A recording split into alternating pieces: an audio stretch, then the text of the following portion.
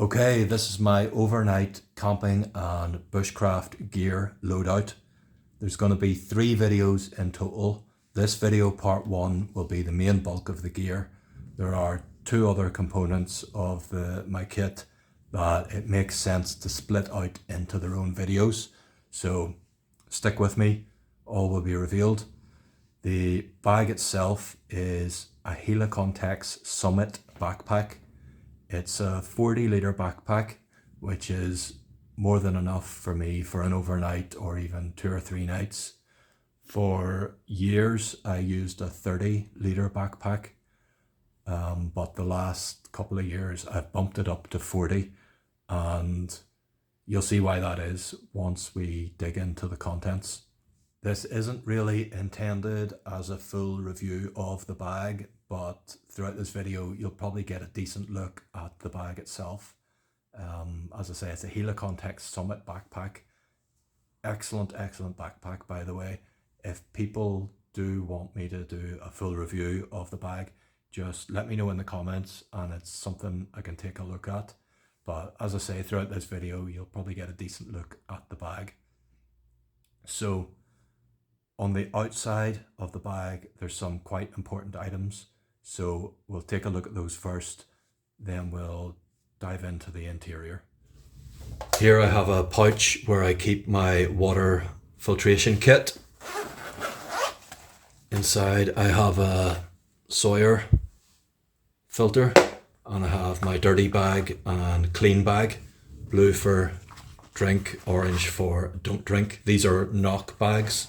They're the 2-litre knock bags. I kind of wish I had bought the 3-litre bags, but the 2-litre bags, yeah, they do fine. And it is pronounced knock, by the way. I've heard people say Seanock or Knock or whatever.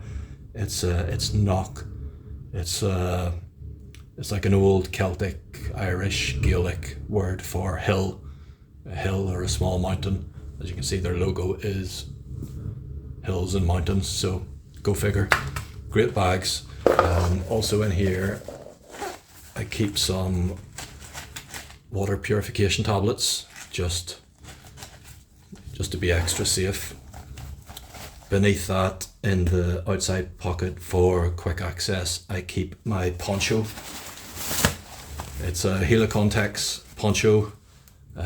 Just keep it there. Obviously, if it starts to rain, I can throw it over myself, keep myself and my bag dry, or throw up a quick shelter or whatever. So I am a bit of a Helikon Tex fanboy, I have to say. The pouch, by the way, is Helikon Tex as well. I think they do make excellent gear for the money, so I'm a bit of a fan. So let's use magic and turn the bag around and get a look at the other side. Down here I have my water.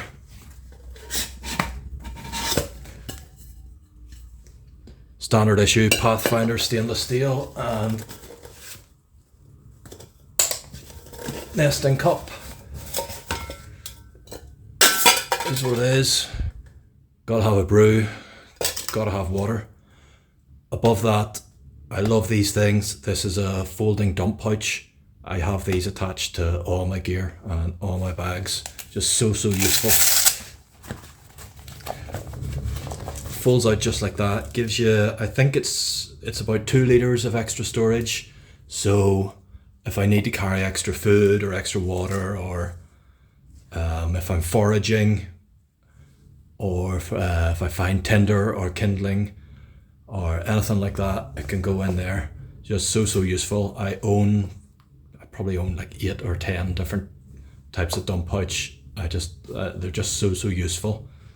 So that's pretty much everything. I have a compass and a whistle over here. Down in the zip pocket, if you can just see that down there, I keep my GPS. It's an old eTrex 10. A bit dated these days. These things are well over 10 years old now, but it is what it is. It's good to have. It's fun to see how far you've walked and what sort of average speed you've done and things like that. so that stays in the front there. So that's it for the outside. Just to say that there is a beaver tail type pocket on the front of the bag there. Especially in the winter, there'd be some sort of hoodie or fleece or whatever tucked down in there. Or if you want to carry an extra tarp or whatever, plenty of room down in there. So let's, I'll flip the bag on the side and we'll dive into the interior.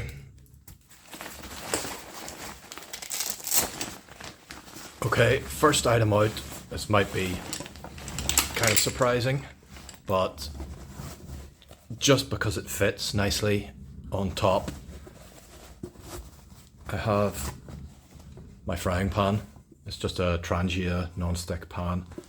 Keep it in a little cotton bag just to stop it getting scratched. So it just fits nicely on top, so that's where it goes. Next up, this is why I moved up to a 40 litre bag from a 30 litre bag. This and this is my chair. I've started the last couple of years just taking a chair camping. Years and years of sitting on the ground, which is fine. It doesn't bother me too much, but just the last couple of years, it's just nice to sit by the fire, look at the stars, be comfortable for the sake of a bit of extra room and maybe a kilo or so extra weight. Yeah, this is Helikon Tex. What's it called? The range chair. It's called. I'll not bother assembling it. I'll put a photo up somewhere of what it looks like assembled. Next out, I will grab. This is my belt kit. Now, I've already done a video on this, which I will post up.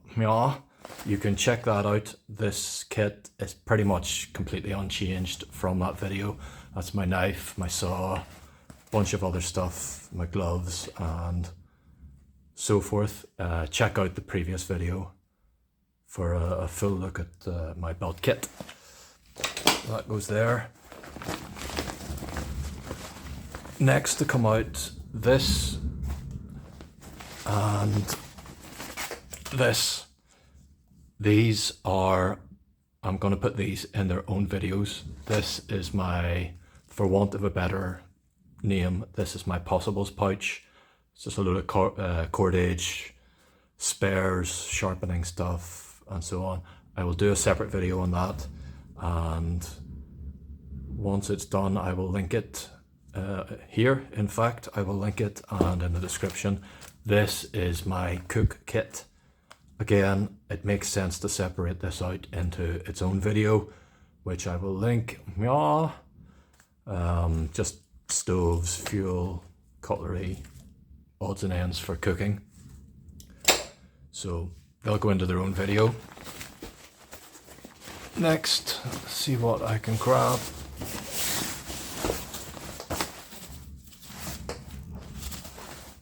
This is my sleeping bag. It is from Alpkit. It is the Alpkit Pipe Dream 600. It's a down sleeping bag, so obviously it compresses way down to nothing. This is a full winter sleeping bag. It puffs away up, keeps me warm in the winter. I use this all year round. In fact, I mean, even in the summer, you can just strip down and you just get into this and leave the zip open, or just leave it completely uncovered, and you're not too warm in the summer. In the winter, you get in, zip it up, nice and toasty, and it just squeezes down to nothing, weighs very little. I will post there's no point in me taking it out now. I'll post a photo somewhere on screen of what it looks like and some of the stats. Any of this gear, by the way, if anyone wants me to do a more complete review of it, just say in the comments and it's something I can take a look at. But this is my sleeping bag in its own dry bag, obviously just for extra safety. That's an old Van Gogh compression sack that I have it in, but that's an Alp Kit Pipe Dream 600 sleeping bag. Great bit of gear. Next, what have I got?